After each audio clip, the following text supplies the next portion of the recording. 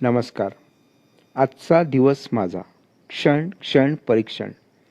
पुन्हा आपण आपल्या वर्दीकडे येऊया. 100 कोटी भ्रष्ट आणि म्हणे घडवणार हिंदू राष्ट्र. आता आज आपण पाहूया दुकानदार कसे लूटमार करतात.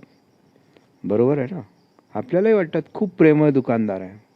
म्हणजे मी सांगतो ना, माझ्या जीवनातले काही अनुभव सांगतो. हे तुम्हालाही आले असतील.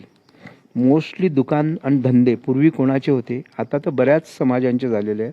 पण पूर्वी काही विशिष्ट लोकच दुकानं होते त्यांचे. काही लोकांचे किराणा दुकान होते, काही लोकांचे हार्डवेअर होते, काही लोकांचे मोबाईल ॲक्सेसरीज आहे. आजही आहे ना, विशिष्ट कम्युनिटीज विशिष्ट दुकानांचा व्यवसाय करतो किंवा विशिष्ट गोष्टींच्या करतात. बाकी आता सगळीकडे सगळं झालेलं आहे. तो भाग निराळा आहे. पण मला रामदेव बाबांचं एक वाक्य खूप आठवतं. मी नाव असं सहसा कोणाचं घेत नाही, पण असे अनेक सज्जन आहेत की ज्यांनी सांगितलं, शनी, राहू, केतू हे सगळ्या भीती जी आहे या फक्त भारतातल्याच दुकानदारांना आहेत का? म्हणे अमेरिका, युरोप, जपान यांच्या मागे शनी, राहू, केतू लागत नाही.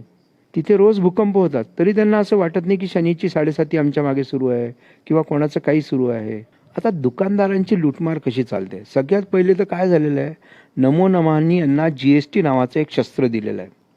यांना इतकं छान झालं ते, GSTच्या पैशासहित समोरच्या कस्टमरला वस्तू विकायची. त्याने बिल मागितलं की म्हणायचं 18% अलग लगेंगे. मग समोरचा माणूस बिल सोडून देतो आणि घेतलेला पैसा कॅश आपल्याकडे ठेवायचा आणि मग बिलं मोठ्या मोठ्या बिल्डरला, कॉन्ट्रॅक्टरला, अजून ज्यांना हवे त्यांना 9, 10, 11% बिलं विकायचे सर्रास. बरं, तुम्हाला वाटतं का हे सरकारी अधिकाऱ्यांना माहीत नाही? माहिती आहे, पण 90% सरकारी अधिकारी पण हिंदूच आहेत, दुकानदार पण हिंदूच आहे. आपली शपथ काय आहे? भारत माझा देश आहे, सारे भारतीय माझे बांधव आहे. एका हिंदूने दुसऱ्या हिंदूला लुटलं तर कुठे काही म्हणणं आहे का? कोणाची तक्रार आहे का? नाही. मग तुम्ही कसं म्हणता? मग 6, 7, 8, 9, 10%ने हे 18% GST वाले बिलं विकायचे. आता अजून इथली सांगतो. दुकानदारांकडे गेलो की नाही, तर त्याला आता इतका कंटाळा आहे, म्हणजे याला वाटतं ऑनलाईन दुकानातनं घेतलं नाही पाहिजे लोकांनी, फिजिकली घेतलं पाहिजे. आणि पूर्वी एखाद्या तुम्ही साडी कपड्याच्या दुकानामध्ये जायचं ना, इतका त्याला आनंद व्हायचा. व्हेरायटी वस्तू. साधा किराणा दुकानमध्ये जरी गेला ना, तरी तो 10 गोष्टी दाखवायचा, समजवायचा, बोलायचा. आता काय? आता पॅकिंग करून ठेवलेलं आहे, सगळं लावून ठेवलेलं आहे, तुम्ही या, तुमच्या हिशोबाने घ्या. आता हे मोठे दुकानदार कशी काय लूटमार करतात? एक सिस्टीम पाहिली आपण, GST विकणे आणि ते पैसे देणे. म्हणजे आता मी तर रोज पर्चेसिंग करतो, माझी तर रोज दुकानदारांची झंझट होते. पहिले भाव सांगतात, मग बिल मागितलं म्हणतात विदाऊट बिलमध्ये हे सगळं आहे. मग मी काय करतो, सगळं पॅकिंग करायला लावतो. मग म्हणतो नाही, अगर पक्के बिल में इतने पैसे देते होंगे ठीक, नाही तर भाड में जा तेरा सामान. मग त्याची तळपायाची आग मस्तकात जाते. मग मी म्हणतो, गदड्या तुला नाही सांगता आलं का पहिले की विदाऊट बिल आहे म्हणून? पण असं नाही आहे, कारण त्याला काय मी एकटा बोलून काय फायदा. आता दुसरं, तुमच्या खिच्यातला पैसा लुटमार करून कसा काढायचा?